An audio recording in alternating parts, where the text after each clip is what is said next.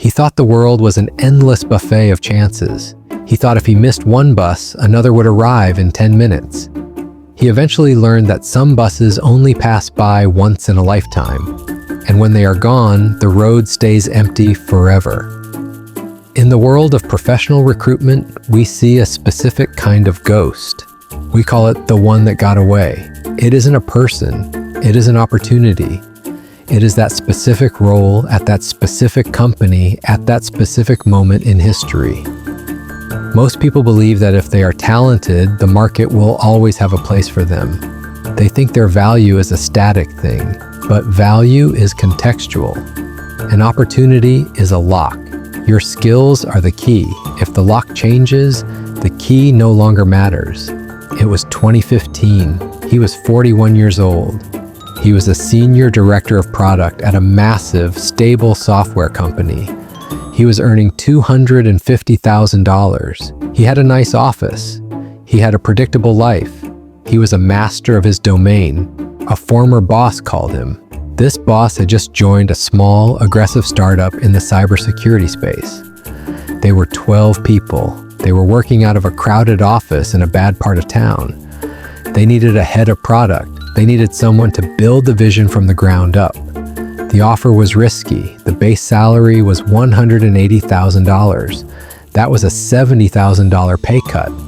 But they offered him 3% of the company in equity. They offered him total autonomy. They offered him a seat at the table where the future was being written. He went to the office. He saw the energy. He saw the whiteboards covered in revolutionary ideas. He felt the buzz of a company that was about to change the world. He felt the spark he hadn't felt in a decade. But then he went home. He looked at his mortgage. He looked at his $250,000 lifestyle. He thought about the risk. He told himself he was being the responsible adult. He told himself that cybersecurity was a crowded market. He told himself that he was too senior to be working in a crowded office with no espresso machine. He said no. He told his former boss that the timing wasn't right. He told him he wanted to finish the current product cycle at his big firm. He promised to stay in touch. He believed that if the startup succeeded, they would always have a spot for him later. He believed his talent was a permanent invitation. He thought the opportunity would wait. Let's look at the price of that no over the next 6 years. The startup didn't just succeed, it exploded. By 2017, they had raised a Series C at $1 billion valuation. By 2019, they were the industry standard. They were the unicorn that everyone was talking about. His former boss, he was now the CEO. The people who joined when he said no, they were all multimillionaires. The 3% equity he turned down, it was now worth over $60 million. He watched it all from his predictable office. He felt a twinge of regret, but he pushed it down. He was now earning $280,000. He was safe. He told himself he had made the right choice for his family. He told himself that he could still get in. He was a heavyweight in the industry after all.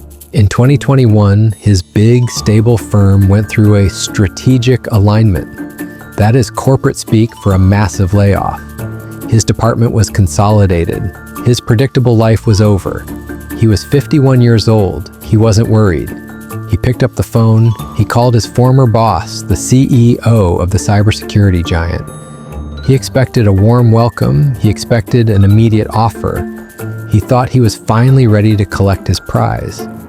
"I'm finally free," he told the CEO. "I'm ready to come over and help you scale the next phase." The silence on the other end of the line was the loudest thing he had ever heard. "I'd love to have you," the CEO said, "but we've changed. We're a global corporation now. We have 3,000 employees. The head of product role is filled by a woman we hired from Google 3 years ago. She's 35. She's a machine. The bar has moved, Marcus." The CEO was polite. He offered to put Marcus in touch with the internal recruitment team. He offered to have him go through the process for a director-level role. Marcus went through the process. He interviewed with people who were 15 years younger than him. They didn't care about his years of experience. They cared about his ability to move at the speed of the current market.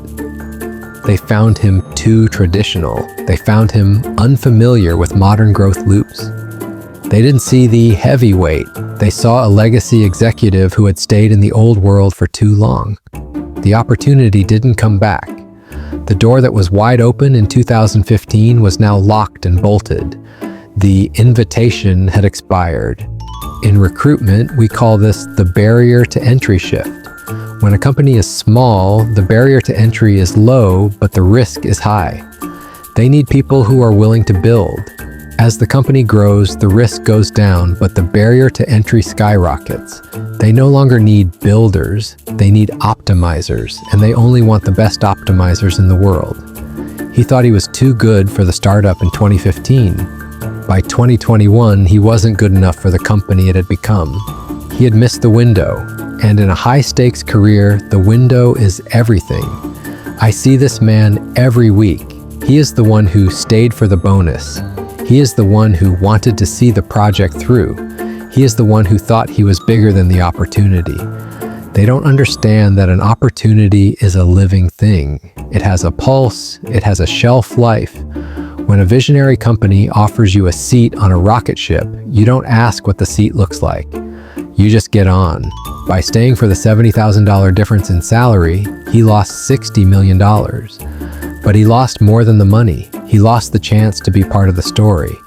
He lost the chance to be the one who built the Titan. He is now 52.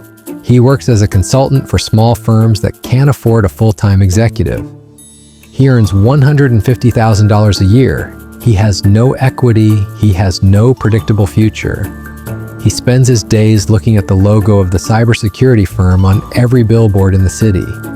He realizes now that he didn't choose stability in 2015. He chose stagnation. He chose to trade his prime years for a paycheck that he has already spent. The recruiter's perspective is this: talent is common. Timing is rare. If you think you are too senior for an opportunity that scares you, you are already dying. If you think you have plenty of time to join the revolution, you've already missed it. If you think the market owes you a second chance, you don't understand the market. The market is a cold, efficient machine. It rewards those who take the risk when the risk is greatest. It ignores those who try to buy their way in once the victory is certain. He thought he was being strategic. He was actually being arrogant. He thought he was the prize. He didn't realize that the opportunity was the prize. Every decision has a cost. Some we pay in a temporary loss of comfort. Others we pay in a lifetime of what if. He chose the comfort. He ended up with the what if. Success is about recognizing the bus before it stops. It's about being willing to take a pay cut for a seat on the right vehicle. He sat at the bus stop and complained about the seat quality. The bus left without him. It never came back. What bus are you waiting for? Is it the one that's already here or the one you think is coming someday? Someday is not a date on the calendar. Someday is a graveyard of director titles and stable salaries. Jump now, or stay at the stop and watch the world move on without you. He stayed. He's still there. Every decision has a price. Some we pay in a $70,000 pay cut. Others we pay in $60 million of regret. He chose the second one. Don't make the same mistake. When the rocket ship calls, don't look at the salary. Look at the stars. Because the stars don't stay in the same place for long. And neither does the opportunity.